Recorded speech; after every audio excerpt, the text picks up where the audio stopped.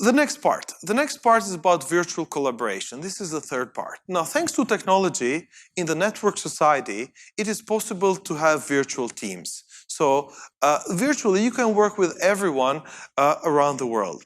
The website you are checking this course from is built that way.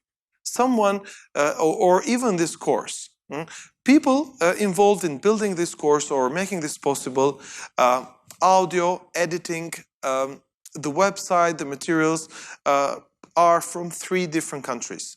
2 of them I never met. I worked with them remotely. They did a great job on the website, on some of the web content, on the logo. I never met. We communicated digitally. And that is the power of tools and technologies and the virtual teams. So, but some key principles are important. First, you need to understand the language and cultural differences. Some of the, so for building this course, I had to communicate and work with someone in India and someone in Bangladesh, and they have not only a different time zone, so when I woke up in the morning, they worked only for a couple more hours and then they stopped work, and then when I was sleeping in the night, they were working, so the time is one issue, but also culturally.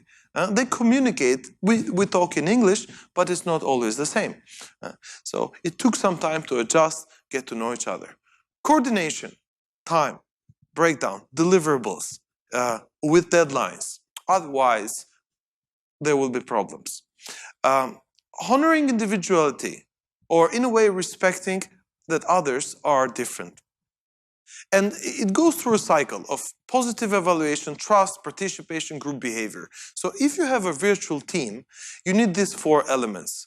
You need to be conscious about the group, that you are a group. You don't need to be physically present and close to each other to work together. You can work remotely, even with people you have never met. You need to be positive and accept that they live in another culture, but that is not the problem. You are there to build the same thing.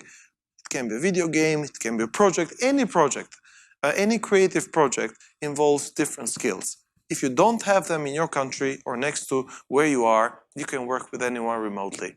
There is no limit. Someone can edit a video for you, send it back to you, and you can use it. Trust, you need to trust them. There are some bad stories, but there are also very good stories, but you definitely need trust. There are monitoring tools. There are tools that architects use maybe to record screen when they are working on a project to show that they are actually working on it.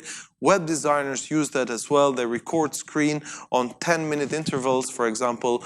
Upwork, one of the consulting freelancing websites that we mention on our website as well, also uses that. So trust comes with monitoring and controlling, and then participation.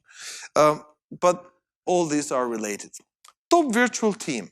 Just one example. I picked 2 when I designed this course. So Upwork, they promote the top freelancers that are good at working in a team. So if you are part of a larger community of freelancers, like Upwork, Freelancer, and a few other, well, not only you have access to a global marketplace of customers, but at the same time, the platform, they charge 20%, Upwork charges 20%, but they also give you access, they promote your profile, they help you do more with what you do, and so on. And they help you to find other partners to work with, to build a team. One key element to consider when working internationally is taxation and opportunities. Different countries have different taxation rules and regulations.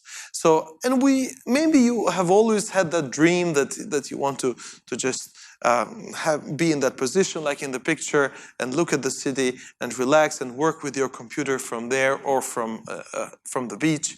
As a creative person, it is not easy to reach that level. So, top 5 places to be your own boss. As a creative person, you can, because nowadays, thanks to technology, you need a computer connection, the right software, and if you have global clients, you can. Our number 1, Hong Kong, because of the high density of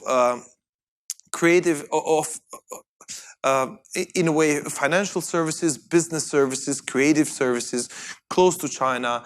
So a business hub, a lot of money going through Hong Kong, a lot of businesses, also very famous for the creative media, movies. You know, a lot of movies are made in Hong Kong. Most probably, you know, Jackie Chan and a few others.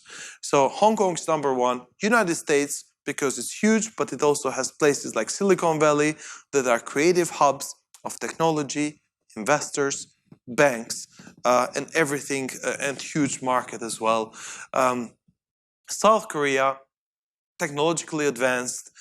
United Arab Emirates, also where the taxes, the employment tax is zero, so it's very low.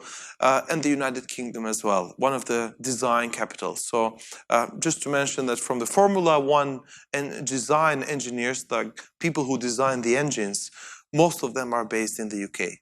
The cars might not be produced there, but the engineering design, it's in the UK. So consider where you live if you want to be a global freelancer and work as part of a global virtual team.